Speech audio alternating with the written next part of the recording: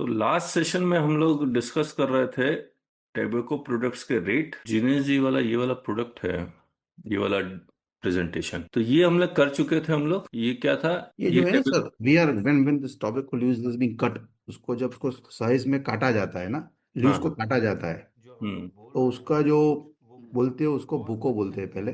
फिर हाँ उसको फर्दर उसको साइजिंग करते हैं, उसको साइजिंग करने के बाद उसको सीविंग करते हैं, मतलब छीनना प्रोसेस होता है, मतलब हाँ हाँ ताकि ये जो है साइज के हिसाब से उसको अलग किया जाए। हाँ हाँ तो ये सब जो होता है वो बुको पत्ती उसको ऐसा बोलते हैं। फिर जो जो पान होता है तम्बाकू का, हाँ। फिर बीच का जो होता है पार्ट, वो स्टेम होता है। ये वाला। यस, तो ये सब जो है, it is nothing sir, it remains tobacco only even after this doing this हाँ हाँ, प्रोसेस। ठीक है ठीक है ठीक है इज ठीक है। Small parts of the leaves, हाँ, सो दैट्स व्हाई। तो इसमें इसमें ये 5% का रेट आना चाहिए या 40% का? नहीं नहीं सर, पान जब पान है तब लीव्स है, तब तक 5%, लीव्स के बाद 40%। तो ये सारा लीव्स का ही प्रेजेंटेशन है? नहीं नहीं सर, लीव्स का अच्छा, प्रेजेंटेशन नहीं ये बोला लीव्स का अभी। प्रेजेंटेशन नहीं है। ओके नहीं, okay. It is, I said it is cutting size. यहाँ आप लिख रहे हैं all goods trading in tobacco unmanufactured leaves, tobacco. minor process such as cutting, beating, sieving, etc. do not alter the character of such leaves. Yes. Here, tobacco remains unmanufactured tobacco from tobacco leaves. To हाँ, bulk packaging of bhuko, bhuki, पत्ती stem, धकारू, dust etcetera. Correct. तो ये जो yes. भूको भूकी पत्ती stems है, इट रिमेन्स हाँ। टेबेको लीव्स और it has change the character नहीं नहीं, not, effectively. No no no, नहीं नहीं नहीं सर, मैं फिर से बोलता हूँ कि it is not changing the character of तो tobacco it leaves. Remains. Leaves it remains tobacco, it is sold as a tobacco only, but it is not directly consumable to the consumer. नहीं जिनेश जी, आप मुझे बस इतना बता दीजिए कि ये भूको भूकी पत्ती स्टेम्स, इसको टेबेको लीव्स ही मैं ये तो बता कहेंगे रहा हूँ कि? सर। हाँ। हाँ, ये it is not, it cannot be said to be tobacco leaves, it is a part of the tobacco leaf, तो कैरेक्टर टोबैको ही रहता है। देखिए, इम्पोर्टेंट इसलिए है कि अगर आप इसको टेबेको लीव्स नहीं बोलेंगे तो हाँ 40% तो, में चला जाएगा। हाँ तो 40% चला है, जाना है, जाना ही है, 40% का रेट ही है, उसको लिया ही, शेड्यूल में दिया ही है 40%। इस पर डाउट हो रहा है। क्यों? 40% तो है। देखिए, आप ये कह रहे हैं कि टेबेको लीव्स में माइनर प्रोसेस होता है। तौबे को लीव्स का प्रोसेस तो होना ही है, तौबे को लीव्स तो मतलब प्रोसेस करना ही है, उसके बाद इसका ये प्रोडक्ट तो बनना ही है, साइज तो करना ही पड़ेगा। पूरा पान कौन खाएगा? नहीं नहीं जिनेश जी, बात सुन, उसको कंज्यूमर ओरिएंटेड नहीं, लॉ ओरिएंटेड। टेबेको लीव्स में आप माइनर प्रोसेस करते हैं, after minor process it do not alter the character of such leaves, then it remains character tobacco बोले तो, leaves. No no no, in I I have not added that line that it remains leaves. आपने उसको import किया, it remains as a leaves, नहीं मैंने ऐसा नहीं किया। It does not alter the character of such leaves. Character बोले तो उसका जो गुणधर्म होता है, वो टोबैको का टोबैको ही रहता है। तो मैं ये समझूं कि उसको खाली टेबे साइजिंग किया। एक मिनट चाहिए, मैं ये समझू tobacco leaves sold as such उसी पे 5% है। हाँ, अगर उसमें थोड़ा सा भी मॉइस्चर ये सब निकाल दे, यानी कि इस पत्ते में आ मॉइस्चर के बाद कटिंग करो, सीविंग कटिंग करो, करो, तो इट डज सीविंग नॉट, करो। तो इट हाँ is not sold as such, therefore 40% का रेट है, यही कहना हाँ चाह रहे हैं हाँ, ऐसा हो गया, राइट, ऐसा बोल आप? सकते। डिस्प्यूटेड लग रहा है। बाकी क्यों लोगों का क्या ओपिनियन है? डिस्प्यूटेड कहाँ है सर? पूरा उसमें रेट क्यों है 40%? बक्सेरी बोल रहा हूँ। हाँ बख्शी जी। हाँ, आप जो बोल रहे हैं ना सर, हम्म। अब सही बोल रहे हैं। मतलब उसको 5% ही लगना चाहिए, क्योंकि कैरेक्टर चेंज नहीं हो रहा है ना। ओके, बाकी मतलब लोग? मेरा तो यही है, इट डज नॉट मैन्युफैक्चर। नहीं नहीं, ठीक बात है, नहीं नहीं, मैन्युफैक्चर नहीं है तो मैन्युफैक्चर की बात एक्साइज नहीं नहीं है, लगेगा। अच्छा, ऐसा करते हैं। मैन्युफैक्चर की बात नहीं, सटी। मैं समझ गया। जितेंद्र जी, जिनेश जी आगे करते हैं, रुकिए, इस पे एक बार रहने देते हैं। यहाँ आते हैं दूसरा एग्जांपल में, levy of GST and excise on unmanufactured tobacco from bulk to retail packing without brand name, no new product emerges. तो आरएसपी है 100 रुपया, कंपनी ट्रांजेक्शन वैल्यू 50 रुपया, आपने उस पे 18% एक्साइज ड्यूटी ऐड किया ट्रांजेक्शन वैल्यू पे। ट्रांजेक्शन वैल्यू पे। अनमैन्युफैक्चर्ड टेबेको, एक बार ये वाला नोट निकाल लेते हैं। कल देखा ना हमने। ये वाला ऑल गुड्स हाँ 2401 में है ना, हाँ, ये एक्साइज ड्यूटी का रेट है 18%। ठीक है ठीक है। और ये होगा ऑन ट्रांजेक्शन वैल्यू, यस। ठीक है। तो भले रिटेल सेल प्राइस 100 रुपया है, इस पे 18% 9 रुपया हो गया। हम्म। और टैक्सेबल वैल्यू फॉर जीएसटी, तो जीएसटी में सेक्शन 15 सब सेक्शन 2 है शायद, उसमें ये लिखा हुआ है कि आफ्टर एडिंग ऑल टैक्सेस उसके ऊपर करेक्ट। जीएसटी लगना है। परफेक्ट। तो परफेक्ट है, ये 59 रुपीज पे जीएसटी लगेगा। लेकिन ये हम्म। 59 रुपीज अब, क्योंकि ये रूल 31D अप्लाई हो जाएगा यहाँ पर, यस। और जीएसटी में अब जीएसटी रेट नोटिफिकेशन देखेंगे तो एक जीएसटी मिनट देखो, रेट नोटिफिकेशन का जो नहीं वो तो हमने डाउनलोड किया कि नहीं, जीएसटी हाँ, रेट कल नोटिफिकेशन कल का कल तो हमने कर दिया था। इसमें मैंने नीचे नोटिफिकेशन नंबर भी लिख दिया। एक मिनट, एक मिनट जिनेश जी, हाँ एक मिनट, ये नोटिफिकेशन नंबर आपने लिखा है ना, हाँ 19/2025, एक बार डाउनलोड कर लेते हैं क्योंकि सबको समझाना भी तो है। तो ये प्रेजेंटेशन शेयर किया हुआ है ग्रुप में? नहीं हाँ नहीं, किया है। हाँ ये वाला प्रेजेंट जिनेश जी वाला प्रेजेंटेशन तो शेयर किया हुआ है। मैं भेज दूंगा, अगर आपके पास नहीं मिला है, ओमिट हो गया है तो डिलीट हो गया। हाँ, नहीं प्लीज, पॉसिबल है। ये जो मैंने जो एग्जांपल्स आप यहाँ पे रखे हुए हैं प्रेजेंटेशन में, we kept on explaining our client from 3rd of January, उसके आने के बाद। ओके, सर तो बीड़ी बनाने में भी यही तंबाकू यूज होती है ना? हाँ बीड़ी बना मैन्युफैक्चर के हाँ, लिए। तम्बाकू होती है ना, उसका 18% है, जीएसटी 18% है, और बीड़ी में 10% अभी एक्साइज नहीं लगाया हुआ है उन्होंने। ये रहा अनमैन्युफैक्चर्ड टोबैको 20% का रेट है ना? हाँ, पैकेट में क्या लिखा है सर? हाँ जी, ब्रैकेट में फर्दर क्या लिखा है टोबैको रेफ्यूज के बाद? अदर देन टोबैको ली। चलिए आइए अब देखते हैं। तो आपने इस 59 रुपीज पे बैक कैलकुलेशन करके इतना निकाल लिया, हाँ करेक्ट? एग्जैक्टली 100 के ऊपर लिखा है, बैक कैलकुलेशन की एक है, सेलर प्राइस के ऊपर लिखा ये मुझे लग रहा है कि आपका कुछ गड़बड़ कैलकुलेशन हुआ है, ठीक कर क्यों? लीजिए। ये 59 रुपीज पर अगर आप बैक कैलकुलेशन करते हैं तो ये 59 पे कैसे होगा सर? हाँ जी, 59 पे कैसे होगा? 100 पे होगा। सो सॉरी 100 पे होगा, 100 पे होगा, ठीक है ठीक है ठीक है, माई तो ये 28.57 आ जाएगा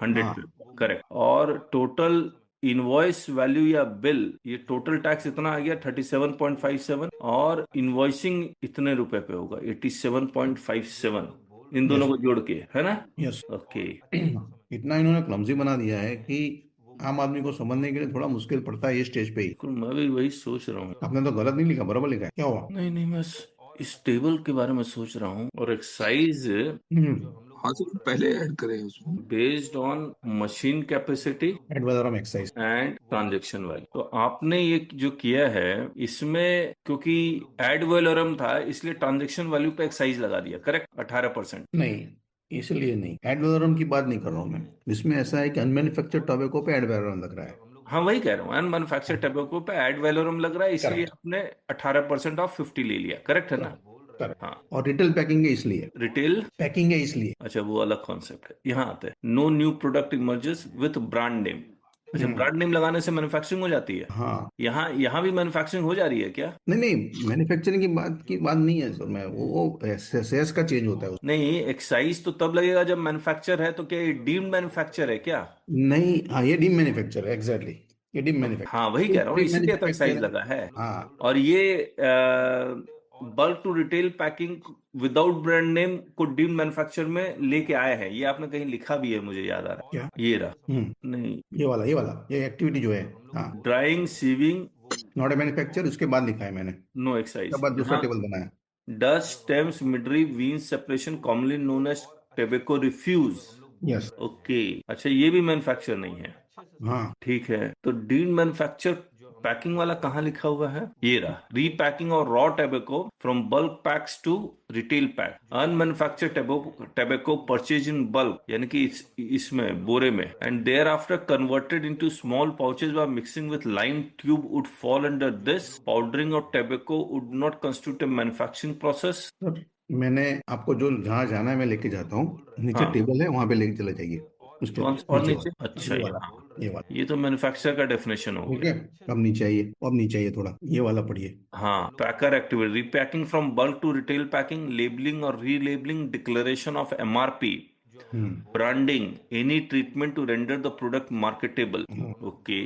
Deemed manufacturer as per chapter notes 3 to chapter 24 of Central Excise Tariff Act 1985, tobacco is tested under this excise duty payable. Okay, ठीक। तो ये इसमें डीम्ड मैन्युफैक्चर हो गया, बहुत बढ़िया। डीम्ड मैन्युफैक्चर है तो bulk to retail packing without brand name, bulk to retail packing with brand name. तो विद ब्रांड नेम में कोई फर्क नहीं पड़ रहा है ना? करेक्ट। चल, ये वाला स्नफ, रिटेल मैनुअल पैकिंग और रिटेल मशीन पैकिंग और retail pouches packed in bulk, इसमें कैलकुलेशन कंपनी ट्रांजैक्शन वैल्यू, इसमें जो स्नफ पे जो रेट है वो 60.50 है, पहले 0.5 था, ठीक। तो 30 रुपया 25 पैसे हो गया। इस पे कोई एनसीसीडी भी लग रहा है क्या? Yes yes yes. इसका फुल फॉर्म क्या है? National calamity contingent duty. हाँ, नेशनल कैलेमिटी कंटिजेंट ड्यूटी, ये आज भी एग्जिस्ट करता है। आज भी एग्जिस्ट करता है। ओके, 12 रुपये 50, 92.75। फिर ये जीएसटी लगाने के लिए आपने 100 रुपया आरएस का बैक कैलकुलेशन करके इतना लिया है, और इतना, ठीक है। फिर ये क्या है, 25 kg एंड अबव, उससे कोई फर्क पड़ रहा है क्या? ये रिटेल सेल बेस पे चला जाएगा। किस पे चला जाएगा? विदाउट रिटेल पैकिंग होगा तो ट्रांजेक्शन वैल्यू पे लगेगा। जीएसटी जो लगेगा सर, हाँ आईजीएसटी हाँ। जो लगेगा, रिटेल पैकिंग नहीं है, बल्क पैकिंग है, तो आरएसपी नहीं लगेगा। अच्छा, ये तो कमाल की चीज बताई। अभी पढ़ते हैं कहाँ लिखा हुआ है ये। हाँ, बल्क पैकिंग में रिटेल सेल प्राइस कहाँ आएगा? करेक्ट, बहुत बढ़िया। Retail sale price means the maximum price declared on goods at which such goods in package form में be sold to the ultimate consumer. यहां से आप ले रहे हैं कि इसमें रिटेल पैकिंग है ही नहीं, है ना?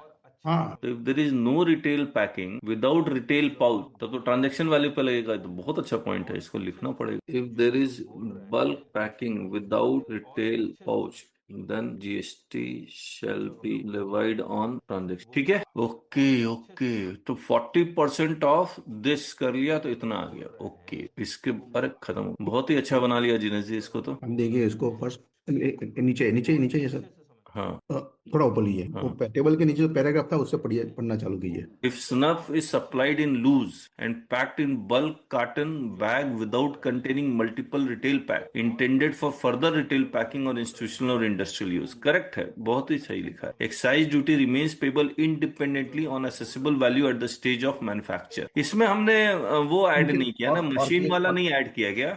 नहीं, मशीन वाला सर क्या है, इनका बहुत ही स्ट्रांग हो जा रहा है रिप्रेजेंटेशन वहाँ पे। अच्छा। तो मैंने सोचा कि उसके लिए अभी थोड़ा वेट करते हैं, फिर बाद में उसको कंप्लीट हो जाने दो। इसका भी रेट जो 40% है उसका भी बहुत ही अच्छा उन्होंने रिप्रेजेंटेशन किया हुआ है वहाँ पे। कल मीटिंग भी हुआ था, हाँ।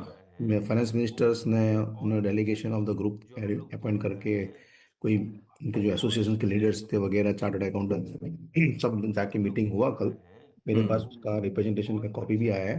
अच्छा। उन्होंने अनुरोध किया है कि जो 40% लग रहा है हाँ। रोड टॉपिक के ऊपर, जैसे हमने देखा, उसको हम्म कम किया जाए, क्योंकि इससे किसानों की खरीदी नहीं हो पा रही है व्यापारी से, इतना रेट ज्यादा है इसलिए। तो किसान का जो नकदी फल है ना, ये नकदी जो ये है, क्या बोलते हैं उसको, कैश क्रॉप बोलते हैं, हम्म।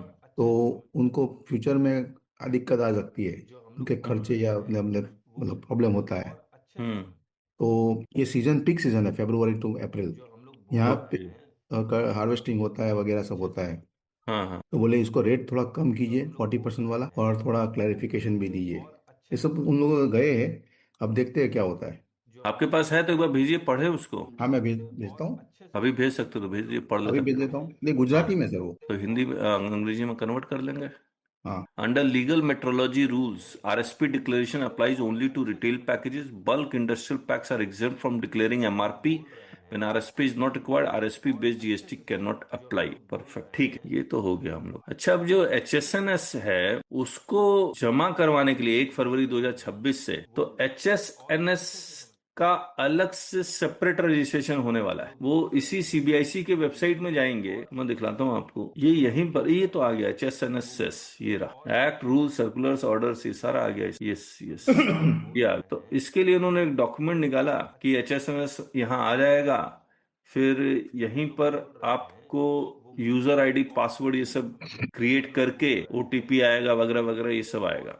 इसी से आपको चालान जनरेट करके आपको टैक्स भरना है। तो अभी तो वो आया नहीं है, और ये सब डिटेल आपसे मांगेगा।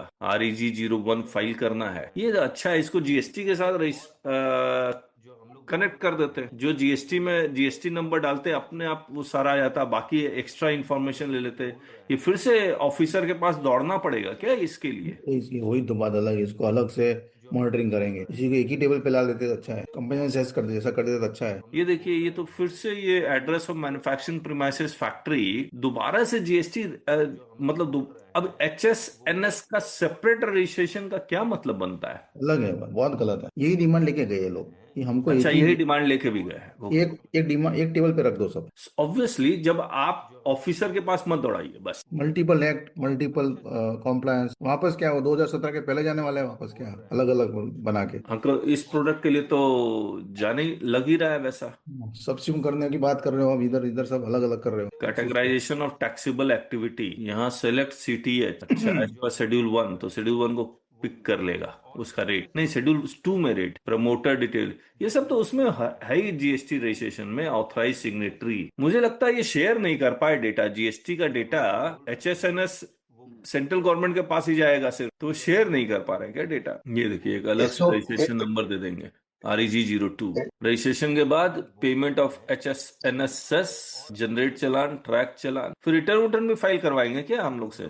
यस सर, SOP आ गया सर, SOP भेज दिया हमने। अच्छा भेजा आपने, अभी चेक करता हूँ। हाँ, चेक व्हाट्सएप में। अच्छा अभी चेक करता हूँ। तो ये ये सर ये जो रिटर्न फाइल करवा रहे हैं इसका मतलब?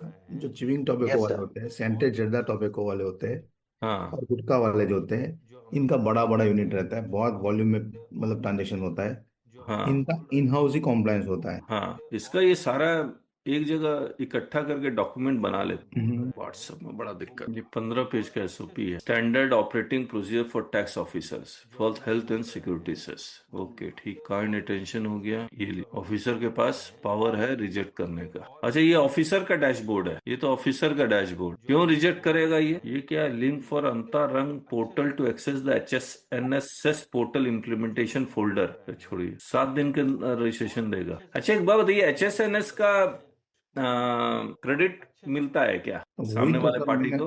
मैंने वही तो पूछा था कल कि अगर मिल जाएगा क्रेडिट तो फिर उसको हर स्टेज पे उसको रजिस्टर कराना पड़ेगा, ताकि हम कल आपने जो लिखा वहां पे बोले ओनली मैन्युफैक्चरर लिखा, हाँ मैन्युफैक्चरर उसको बिल में जोड़ के डिस्ट्रीब्यूटर या होलसेलर को छोड़ देगा। जो होलसेलर होगा वो तो पूरा मतलब उसके बाद तो नहीं कलेक्ट करेगा ना HSNS। HSNS तो मैन्युफैक्चर के ऊपर है, ट्रेडर के ऊपर तो है नहीं। हाँ तो फिर क्रेडिट लेके क्या फायदा, है क्रेडिट लेके क्या फायदा। हाँ, तो क्रेडिट का इसमें कोई सेक्शन भी नहीं है। हाँ तो क्रेडिट लेके का फायदा भी नहीं है उसको। ये रहा payment of cess and returns, section 10।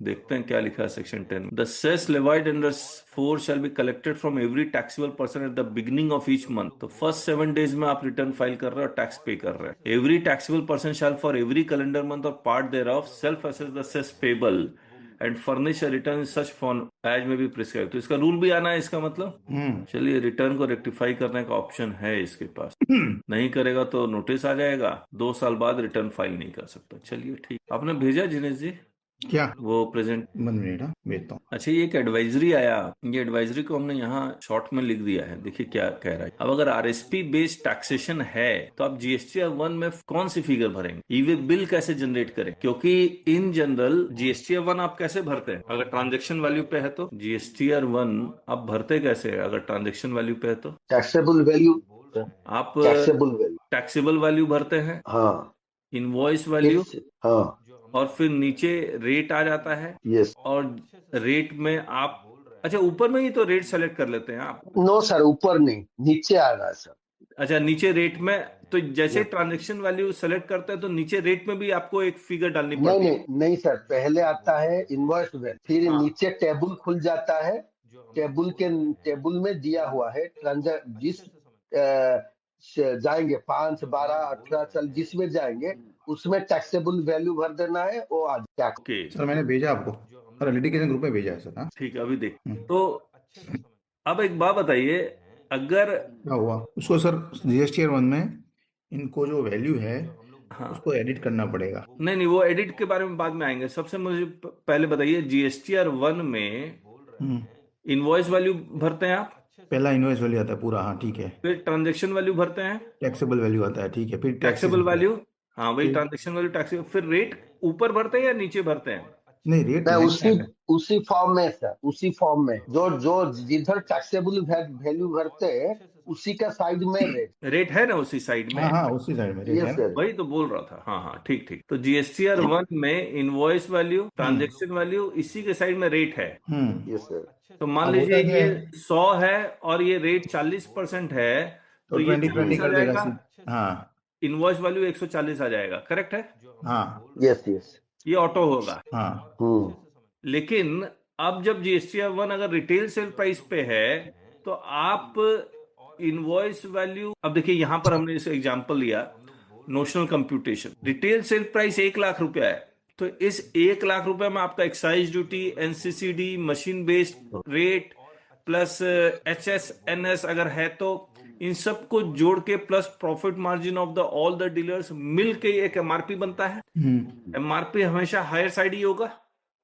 तो MRP अगर 1 लाख है तो जरूरी नहीं है वो प्रोडक्ट 1 लाख रुपए में तो बिकता नहीं हो, तो कम में ही बिकेगा। तो आपने उसको बेचा है 60,000 में, हेलो, हाँ जी, कमर्शियल ट्रांजेक्शन वैल्यू है 60,000। अब 60,000 में तो 60,000 is not the transaction value. आपको जो टैक्स निकालना वो आरएसपी बेस्ड निकालना अगर एप्लीकेबल है तो। अगर 1 लाख रुपया आरएसपी है तो टैक्स कितना बनेगा बैक कैलकुलेशन करके 28571। Hello, and this will be deem taxable value, जिसको इग्नोर करना उसे कोई मतलब नहीं है, कहीं इसका कोई यूज नहीं होने वाला इसका। यही 28571 इस 60,000 में ऐड होके ये इनवॉइस वैल्यू बन जाएगा। करेक्ट है ना? यस अब आप जब इनवॉइस जनरेट करेंगे तो 60,000 यहां लिखेंगे, रेट कितना लिखेंगे 40%। 40%। अब अगर Yes. ट्रांजेक्शन वैल्यू पे होता तो 40% ऑफ 60,000 24,000 रेट लिखते हम लोग, लेकिन Yes. 24,000 नहीं लिखेंगे। टैक्स अमाउंट जो इनवॉइस में आप शो करेंगे वो कैसे करेंगे, यू 28571 और ये इनवॉइस वैल्यू आ जाएगा। जिनेश जी करेक्ट है? बिल्कुल परफेक्ट है। अब इसके बाद जीएसटीआर 1 में रिपोर्टिंग कैसे होगी? जीएसटीआर 1 में आपको टैक्सेबल वैल्यू तो 60,000 ही लिखना है यस, जो कमर्शियल है। हाँ, रेट 40% के ही उस रेट में जाके भरना है, लेकिन जो टैक्स अमाउंट जैसे आप 40% भरेंगे वो टैक्स दिखलाने लगेगा 24,000। उसी टैक्स अमाउंट को जो 24,000 दिखला रहा है उसको एडिट करके 8571 करना है। करेक्ट है? Yes. तो इनवॉइस वैल्यू आ जाएगा 88571। सॉफ्टवेयर वालों ने अपडेट करना चालू कर दिया। तो पहले एडिट चाली नहीं ने होता तो था क्या? नहीं नहीं, सॉफ्टवेयर वालों ने एक रिटेल सेल प्राइस वाला एक बटन ला दिया अच्छा, ओके ओके, ताकि वो क्या बैक कैलकुलेशन अपने आप हो जाए और जीएसटी 1 भी अपने आप बन जाए। ठीक बात, ठीक बात। चाली ने तो दे दिया सर, सारे कांटेक्ट करे, उनका सही करे। ओके, चलिए अब एक और tobacco leaves, bidi, pan masala, other tobacco product. GST rate 5, 18, 40, 40। GST value tobacco leaves और बीड़ी पे ट्रांजेक्शन वैल्यू पे जीएसटी लगेगा। पान मसाला और टेबेको प्रोडक्ट्स पे रिटेल सेल प्राइस पे जीएसटी लगेगा। एचएसएनएस सिर्फ पान मसाला पे है और ये मशीन बेस्ड कैपेसिटी पे जीएसटी एचएसएनएस लगेगा।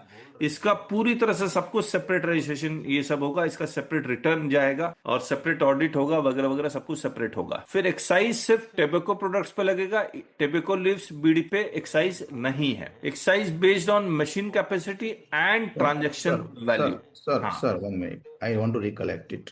हाँ हमने लिखा है HSNS based on machine capacity. हाँ, मशीन कैपेसिटी में आप जब देखेंगे तो मैं नॉन टैरिफ नोटिफिकेशन खोलने की बात कर रहा हूँ। नॉन टैरिफ नोटिफिकेशन नंबर 4 खोलिएगा आप, उसमें लिखा है च्यूइंग टोबैको। नहीं, किसकी बात कर रहे हैं? एचएसएनएस की बात कर रहे हैं? हाँ सॉरी, एचएसएनएस है, ठीक है, और ठीक है ठीक है, पान मसाला पे ये, राइट राइट, हाँ हाँ। हाँ, चलिए अब जब जिनेश जी ने जो भेजा है वो देख लेते हैं। ये तो हमने कर ही लिया था आप लोग के साथ। तंबाकू किसान एवं व्यापारीगण अनमैन्युफैक्चर्ड टबैको को सिन गुड्स श्रेणी में रखकर 40% जीएसटी लगाए जाने का निर्णय पर पूर्ण विचार स्थगन हेतु निवेदन। हम सभी तंबाकू किसान एवं तंबाकू व्यापारी इस निवेदन के माध्यम से सरकार का ध्यान हमारी गंभीर आर्थिक समस्या कैश क्रॉप है। किसान अपना तंबाकू सीधे उपयोग योग्य स्थिति में नहीं बेचते बल्कि व्यापारी को बेचते हैं जो केवल साफ सफाई, मिट्टी, गर्दा, डंडल, कंकड़ आदि हटाकर उसे बिक्री योग्य बनाते हैं। और जैसे ही बिक्री योग्य बनाते हैं तो शायद डीम मैन्युफैक्चर हो जाए। 40% जीएसटी लागू होने के कारण व्यापारी मजबूरीवश किसान का माल खरीदने से इनकार कर रहा है। लेकिन एक बात बताइए, किसान से माल जो खरीदता है वो टेबेको लीव्स नहीं खरीदता है क्या? सर देखिए, टोबैको यूज खरीदता है 5%, लेकिन उसको वो क्या करेगा, उसको साइजिंग करेगा। जो अनमैन्युफैक्चर्ड टोबैको बनाएगा उसको अच्छा, साइजिंग करता है। साइजिंग के बाद मैंने जैसे को बताया आपको, तो उसके ऊपर 40% लगता है। समझ गए। तो 40% रेट ज्यादा हो जाने के लिए उनका ट्रांजेक्शन अटक गया है। ठीक है, एक बार पढ़ लेते हैं। हम तंबाकू व्यापारी किसान से तंबाकू 5% जीएसटी पर खरीदते हैं और केवल उसकी साफ सफाई करते हैं। कोई भी नया पदार्थ नहीं मिला। तंबाकू को 20-40 किलोग्राम के बोरे में भरकर बीड़ी, जर्दा, खैनी आदि व्यापारी एवं निर्माताओं को भी सप्लाई करते हैं। अब तक हम इस पे 28% जीएसटी देकर व्यापार कर रहे थे। किसान और व्यापारी दोनों के लिए कोई एमएसपी, कोई निश्चित भाव नहीं है। केवल साफ सफाई करने का मात्र से तंबाकू को सिन गुड्स मानना तर्कसंगत नहीं है। ओके, अब यही 28% 40% हो गया है। यस। तो ये इंडस्ट्री हमेशा से 28% ही देती आ रही है। ओके, पहले किसान से 5% जीएसटी वहन करने के बाद 35% अतिरिक्त भार पड़ने से हमारी क्रय क्षमता केवल 60% रह जाती है। जिससे स्वतंत्र व्यापार असंभव हो जाता है। क्या केवल साफ सफाई करने से ही किसान का तंबाकू सिम गुड्स बन जाता है? हम 40% जीएसटी देना पड़ता है और वही तंबाकू हम बीड़ी वालों को 40% जीएसटी के साथ देते हैं। बीड़ी निर्माता को अंतिम उत्पाद पर केवल 18% जीएसटी देना होता है। ये एक समस्या तो है। इन्वर्टेड हो जाएगा। शेष 22% का आईटीसी रिफंड मिल जाता है, जो कर प्रणाली की विसंगति को दर्शाता है। ऐसी स्थिति में किसान का माल खरीद के व्यापार करना आर्थिक रूप से संभव नहीं रह जाता। ठीक, अतः आपसे सविनय निवेदन है कि अनमैन्युफैक्चर्ड टैबेको को सिन गुड्स की श्रेणी से बाहर रखा जाए। अच्छा, किसान से आप 5% में खरीद रहे हैं, फिर जो जैसे ही खरीद लिया उसको साफ सफाई किया तो वो अनमैन्युफैक्चर्ड टैबेको बन गया, और अगर अनमैन्युफैक्चर्ड टैबेको बन गया तो उस पे 40% का जीएसटी लग गया। अब समझ में आया? अब समझ। तो ये जो है, वर्ड है सर।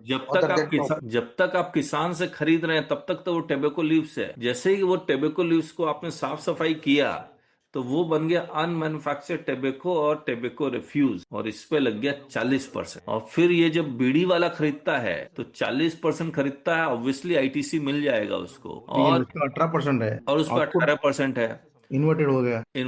और अनमैन्युफैक्चर्ड टेबेको को क्या बोल रहा था, अनमैन्युफैक्चर्ड टेबेको 40% लग गया, बीड़ी वालों को 18%, बीड़ी वाला रिफंड ले लिया और वो 40% उसका क्रेडिट भी मिल जाएगा। ठीक बात है।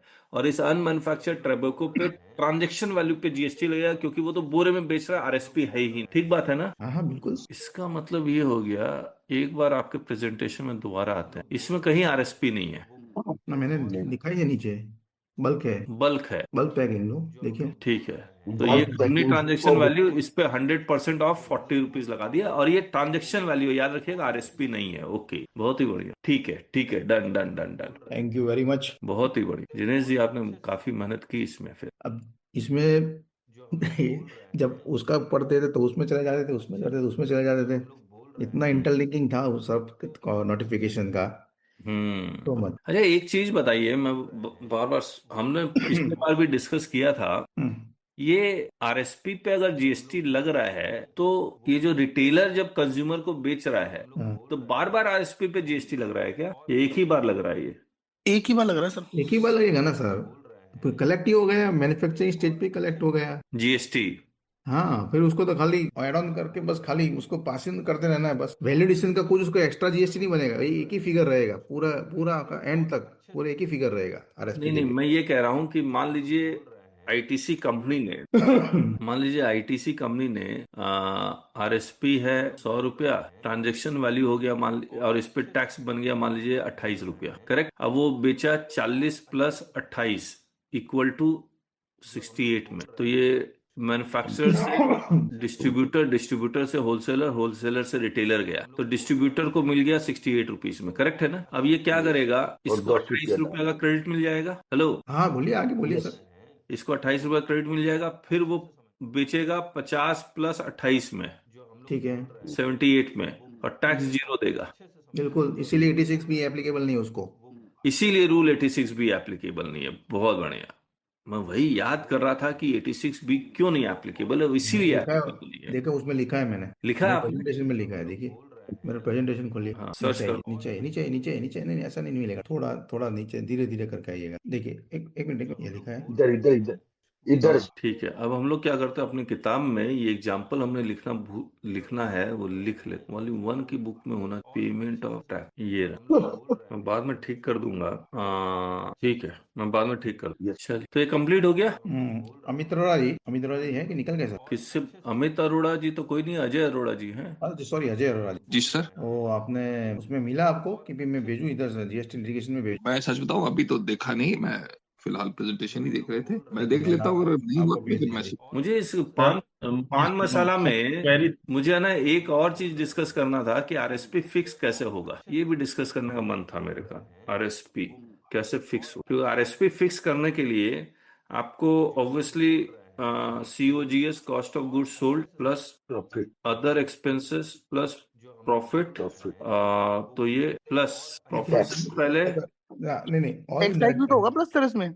एक्साइज, इनडायरेक्ट टैक्सेस सब आ जाएंगे, इनडायरेक्ट टैक्सेस सब आ जाएंगे, इनडायरेक्ट टैक्स, इतने सारे टैक्सेस आ गए। इनडायरेक्ट टैक्सेस जो है एक्साइज, एनसीसीडी, HSNS GST ये भी आ गया। फिर प्रॉफिट आएगा, अदर एक्सपेंसेस में पोस्ट डिस्ट्रीब्यूशन एक्सपेंसेस आ जाएगा, ठीक है।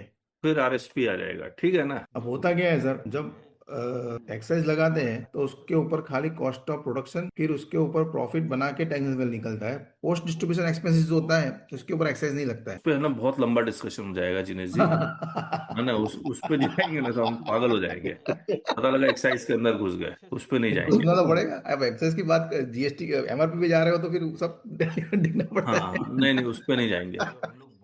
मैं ये मशीन बेस्ड कैपेसिटी पे मान लीजिए टैक्स है, वो ये कहता है कि कोई एक रेट निकालता हूँ HSNS कैसे कैलकुलेट होगा।